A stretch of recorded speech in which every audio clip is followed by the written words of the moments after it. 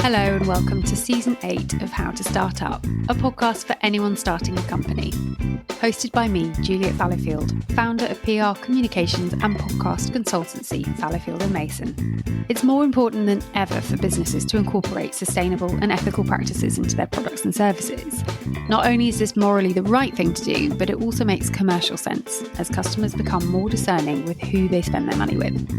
As we enter this 8th season, I wanted to hear from successful founders on how they have built sustainability and ethicality into their businesses, and how new founders can follow in their footsteps to build the next generation of responsible companies. With Bernardo's reporting that on average, clothing items are only worn 7 times before they are thrown away, the fashion industry is clearly responsible for overproduction and excessive use of resources. However, many emerging brands are encouraging their customers to shop more mindfully to reduce their personal and environmental impacts, so I was keen to speak to an expert to find out more. In this episode, I speak with the founder of the eponymous fashion brand Aoife McNamara, who has always placed transparency at the centre of her business. In contrast to fast fashion brands, she prioritises quality over quantity and encourages customers to care for their garments to make them really last. Aoife shares advice on building an environmentally transparent fashion business and how important transparency and sustainability are to her customers. Hi, Aoife. It's wonderful to have you on How to Start Up today. Thank you for your time. It would be great if you could kick off with a brief introduction as to who you are and a bit about the business that you started. Thank you so much for having me. I'm so excited to be here. So just a bit about me. So I'm the founder and CEO of Aoife McNamara. We use ethical materials and innovation to create women's wear clothing. And I suppose a big part for us is our ambition is to redesign the fashion industry to offer transparent, regenerative and circular fashion where there is no waste. And we're based in Ireland in Adare village in County Limerick. We have a lovely little thatched cottage here. Yeah, that's just a bit about myself. And why did you start your business? So I suppose I set up it was 2019, and I suppose I was working abroad. I was working in New York with Marc Jacobs. I was working in Paris. And I think for me, when I was working in Paris, I just didn't find the brands that I found aligned with my vision and my curiosity and my want to do better. And I think that was a big, I suppose, shift in my career in what I was wanting to do. So I came home in 2019 and I decided to set up my own brand. It happened very organically, but it was definitely from the mindset of I want to do better. I know I can do better for the environment with the fashion brand. So yeah. I love that because a lot of people say, oh, we're a sustainable business. We're all about sustainability. But for you, it's bigger than that. It's I want to do better. It's much, much bigger than just being sustainable. But why does that matter to you? Yeah, so I suppose for me, it definitely started when I was a child. I've always been obsessed with being in nature, being outdoors. All of our summers were spent in the seaside or spent by the ocean. So I've always had a natural love for nature and a natural want to protect it. And then it was only when I went to fashion college I graduated in 2018, so I was there in 2014, that I realised that the fashion industry is the second biggest polluter behind the oil industry in the world.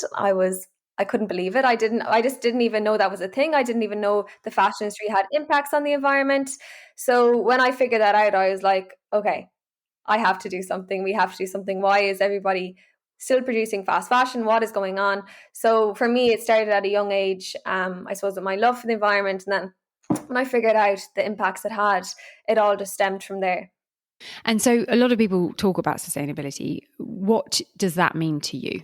I think for me, sustainability really means putting the planet first. So it means choosing earth logic and not growth logic, which is really hard when you're starting a business because everything is 10 times more expensive, 10 times longer, 10 times harder. But again, it's back to my why and my mission. And it's so ingrained in my belief in what I'm doing. So it's really putting the planet and people at the forefront of every decision we make. And for me, that was really championing Ireland, championing local, and really figuring out how we can work as much as we can with local materials, local producers. For me, sustainability really means putting all of that first and believing in earth logic and not growth logic. Given you just mentioned starting a business, everything's much more expensive. Time is poor, resources are poor, budgets are poor. How would you encourage a new founder to take that commitment? It's tough. It's definitely tough. I think sustainability has to it really has to be ingrained in your belief, because it's not easy to choose that path in business. As you know yourself, it makes everything 10 times harder. But I think it's really believing in yourself and knowing that like it will make change. And we've seen it in our business, like people are starting to choose more sustainable garments and wanting to learn more. Like I feel like half my role is an educator, half my role is a designer. So a big thing in what we're doing is educational events at the moment as well. So I think it's, you have to so strongly believe in your why, and then you have to bring people with you along the way. So yeah, it's not easy. Don't go into thinking that it's going to be easy, but it's all worth it. And that's really interesting because, I mean, my background was in fashion brands as well. And I used to work for the luxury ones like Chanel. And seasonally, you'd have 8 collections a year, and fashion is known for having that turnover of collections. How have you managed to establish, given your passion was fashion as well, how have you managed to marry the two together to have the fashion and, say, newness and encouraging people to buy product, but dovetail that into your sustainability core value? Yeah, it's a tough one. So for us, we don't create seasonally. So we create um, around 2 collections a year, but we bring them out on our own time frame. So we're not in sync with the fashion seasons or anything like that. We don't believe in creating a garment just for autumn winter or just for spring summer. I believe that every garment can last all year round. And that's really how we design. It's so important to have garments like that, because Get more wear out of them. yeah, I know nobody wants something that's going to sit in their wardrobe. So yeah, for us, that's just a big belief in our design philosophy. So it's really like, I suppose you have to try and incorporate every single aspect into that, the design side of it then. So it's working backwards nearly from all of it. If you're not going to do seasonal clothes, how are we going to make them that people want to buy them all year? So then you're going back to the fabrics, you're going back to the cut. So yeah, it's all incorporated in it. So every detail down to the pipeline, to what you're saying Yeah. about fabrics, and spending that time. And I presume you found now economies of scale that have helped you find those efficiencies. And you've done it for a while, and you know what you're doing. You know where to go to look for those answers. So, have there been people along the way that have given you some great advice of where to seek those answers? Absolutely. I'm still learning. We just turned 4 years in business last week, and I feel like I've still only started. I feel like I've so much to learn, but I'm also so proud of how far the brand has come in only 4 years. So absolutely, you have to be curious. You always have to ask questions, learn as much as you can, take what you want from everyone. But of course, there's been so many mentors that I still have to this day, guiding me along the path, who I go to for different things. So I think it's so important to have people like that, especially through business. Have a board of advisors, have those mentors that you know who to go to. Yeah, they've been brilliant for me. How did you find them, and how did you vet them? Because our very, very, very first episode was how to get a mentor, and it was something that someone said, you need a mentor, and I was like, well, why? How do I find them? How do I know they're right for me? Like, do you have any advice around that? Yeah, I think so. For me, there's a few different ways that I've found them throughout the years. Like when I started off, like my very first year, it was, we have a thing here in Ireland, it's called your local enterprise office, or Enterprise Ireland, and they sort of have a group of mentors who have already gone through the business journey, and we'd sort of work with them. But in the past few years, it's actually been more so people in the industry. So actually, McDonald, she's actually worked with Dior, and she's working with Pooch at the moment, but she's a huge mentor to me. And Chupi Sweetman, she's a jewelry brand here in Ireland. So there's different, I suppose I have a few mentors and they all help me with different areas. Finding them is hard, but I think they do, the more you, I suppose, even networking and going to different events and different talks for businesses. And there's even where I'm on another program for going for growth here in Ireland. So I think you just have to be, you have to look out there and see what's happening for businesses, because there's so many different courses you can go on, or especially here in Ireland, I'm sure there is globally as well, that want to help you, and people who've gone through this and gone through the ups and downs and understand how hard it is, and they want to help. So just look and see what's out there in your country. For us, we've loads. I've definitely learned if you just put your hand up and ask for help, people are really happy to be asked. Absolutely. Everyone has gone through it. Yeah, so like everyone wants to help. So yeah, just asking the question. And the worst they can say is no. So Exactly. If you don't ask, you don't get. And I think that's definitely another learning I've had when you're at the coalface and you're the vulnerable one as a founder.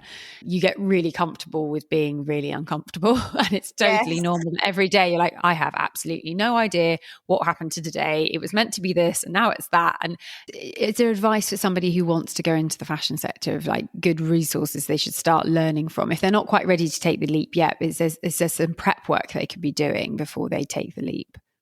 Yeah, absolutely. I interned so when I was in college, I was interning. When I was out of college, I was interning. Like, go to the designers you love, who you want to learn from, who you adore, and intern with them, learn from them. That's what I did for literally like 2 years after college.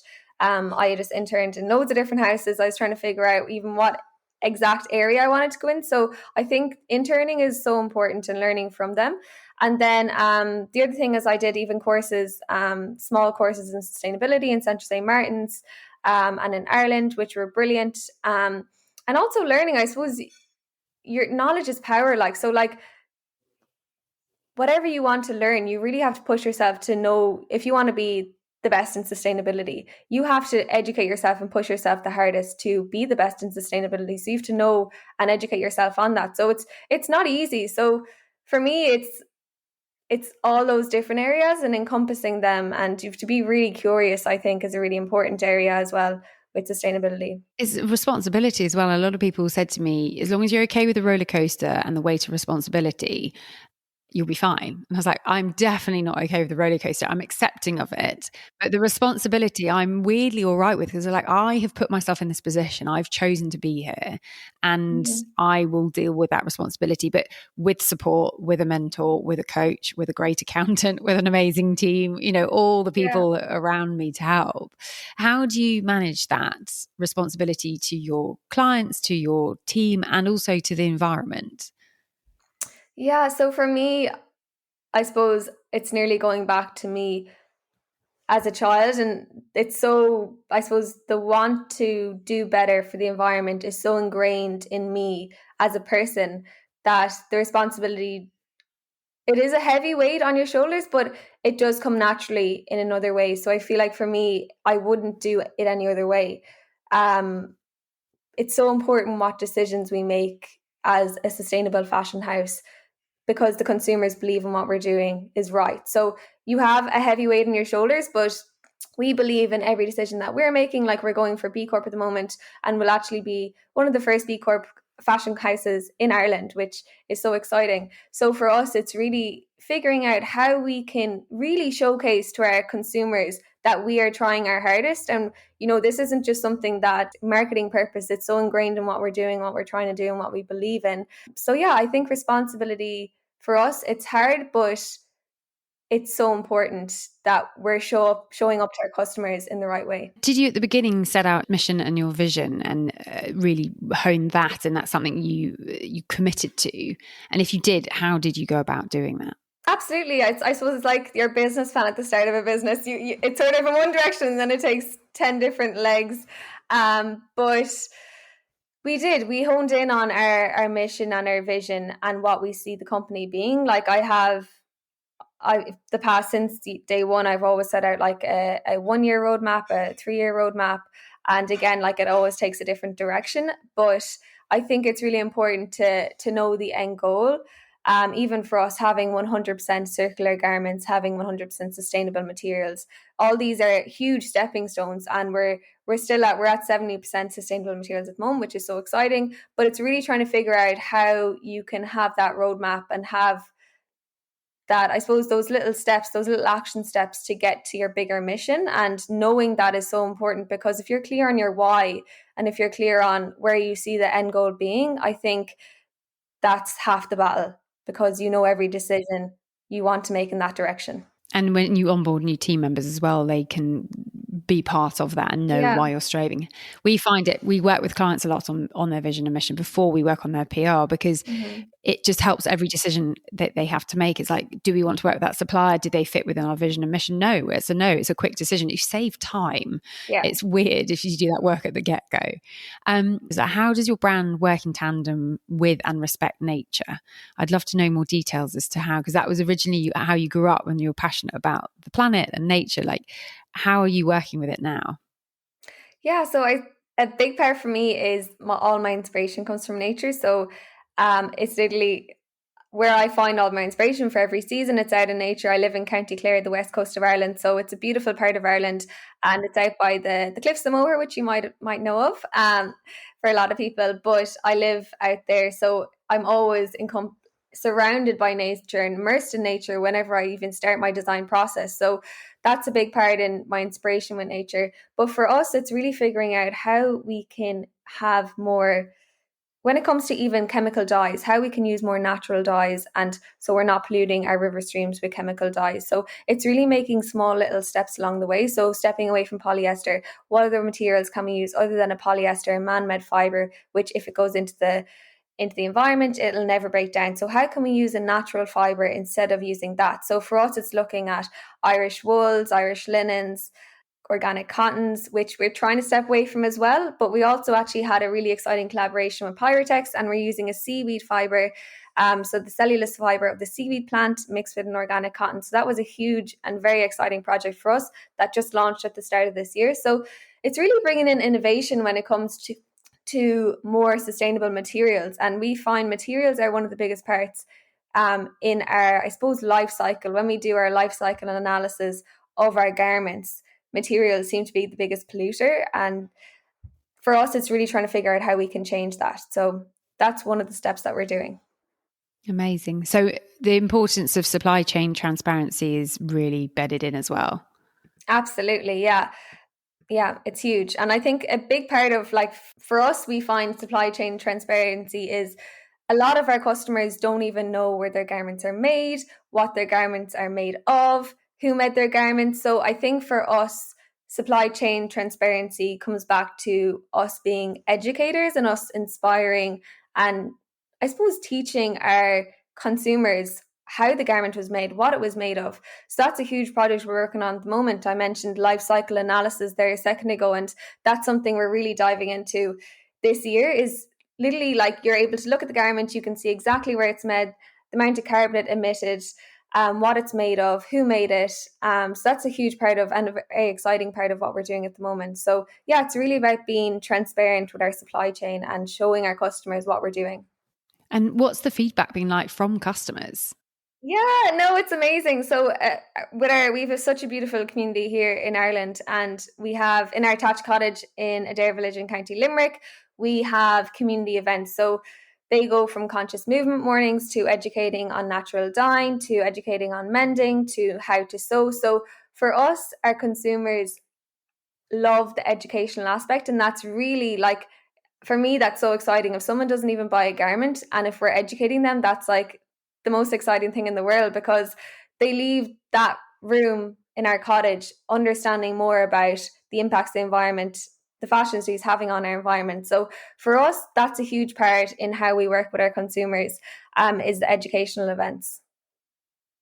Well, it's incredible because you tell 10 people or 20 people, they then tell another 20 people, they Yeah. then, the economies of scale in terms of that message getting out there. And if they've had that experience, and we always talk about brand experience being so important because it gives them a memory, and then they'll tell and tell and tell and tell, and it's spreading the word even wider. So congratulations. That's such an amazing thing to commit to, because again, when you haven't got much time because you're running your business, to invest in that. But I'm getting a feeling from you that you get a lot of love back from it as well. It's not just about business. It's the emotional connection you have with the customers as well. Absolutely, yeah. And we've even gone as far to go into, we have our retreats. So we do weekend retreats now. They're rewilding retreats. So we bring away our customers for a full weekend, and we go to one of the most beautiful places in Ireland, Finlock in County Fermanagh, and it's immersed in nature. And it's all about rewilding. So reconnecting with nature, switching off, because really, I feel like a huge part of buying sustainable clothes is also to become a conscious consumer and understand why you're buying sustainable clothes. So for me, that was a huge part in trying to figure out how I could educate and inspire the consumers to understand, to have that conscious mindset to actually even purchase sustainable clothes. So for me, this is the rewilding retreats, and we're on to our second one at the moment this September. So yeah, that's another huge area that we're focusing on. And not that it should be commercial, but actually it's an incredible organic marketing campaign in the sense that you're generating such insane content that's so shareable, it's spreading the message even further. So from a marketing, putting my day job hat on, that's very, very smart. So congratulations. How challenging has it been for you to assess the integrity of your supply chain? It's tough. It's tough, especially when you're working with, I suppose, even older supply chains. Say older manufacturing houses or older weaving houses, and they mightn't have all the systems in place. So for us, our supply chain, it's really we've put systems in place, especially with B Corp now, that they have to align to certain standards and certain certifications. So for us, it's really trying to see what certifications our manufacturers have or our weaving facilities have, and then only work with the suppliers that do. So yeah, supply chain's a really tricky one, and we're still figuring it out. Yeah, stepping stones is how we're going with that. And that's it. It's just done is better than perfect, and a step in the right Yeah. direction is better than not taking one at all. We're in Mm-hmm. the midst of being assessed for B Corp as well, and I'm just quietly grateful that we're a service-based business and not a product-based business, because the amount of more work that you have to do from a product-led business is amazing. But it's an incredible framework to give you ideas of things, especially as a new founder, things that you might have missed in just general business practice of policies and education for the teams and things like that. It's I've loved going through it, even if we don't get it this year, because it's just informed me and educated me of how we can do better for the next time. And again, tell other people that we're working with and other clients that we meet. So fingers crossed for you too. How can founders scale fashion brands in an environmentally responsible way whilst remaining profitable? Because this is a big one in the sense that B Corp, we know you put planet and people above profit. How would you conquer that scaling aspect? Is it just getting things really right at the get-go, so when you grow quickly, you've got that foundation?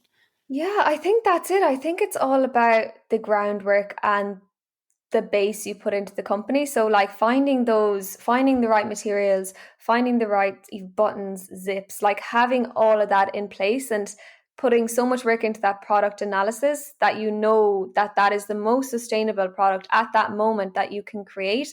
And then when you're ready to scale, that you have all that groundwork in place. And also I think that, and also the educational element with the garment, I think they both go hand in hand for scaling.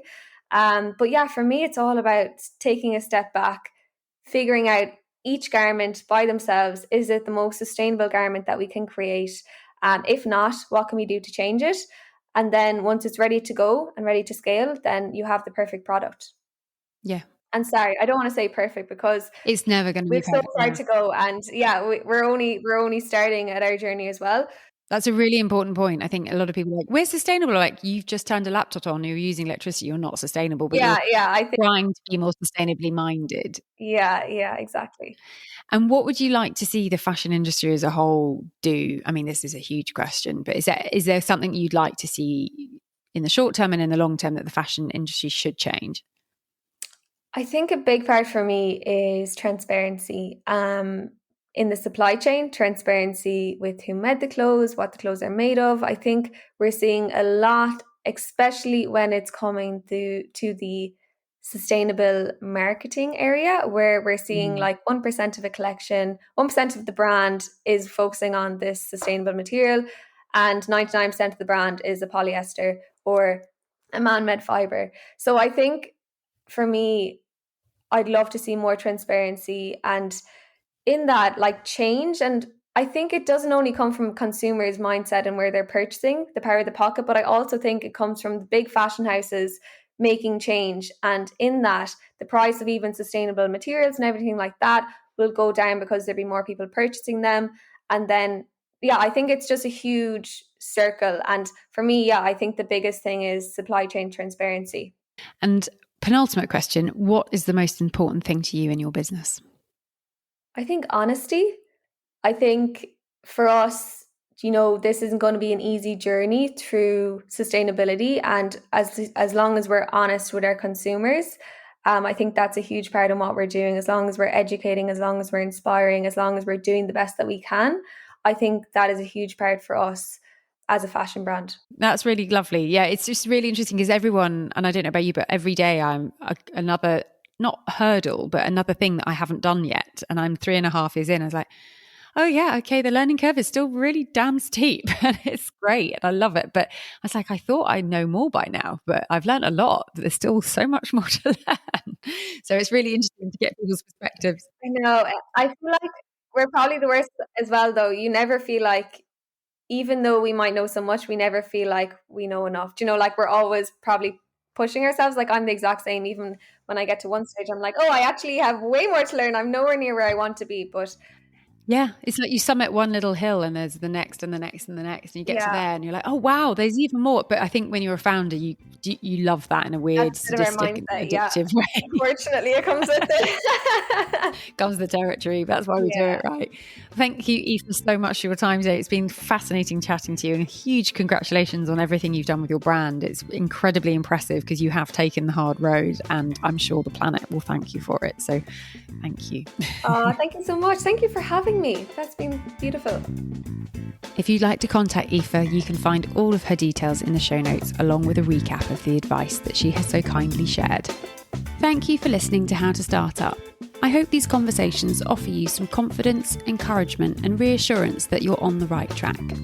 If you enjoy this podcast, I'd be so appreciative if you were to rate, review, and subscribe, as it will really help other people starting a company discover it. Of course, if you've got any questions at all on PR communications or podcasting, please don't hesitate to get in touch with me, because at Fallowfield & Mason, we love supporting startups.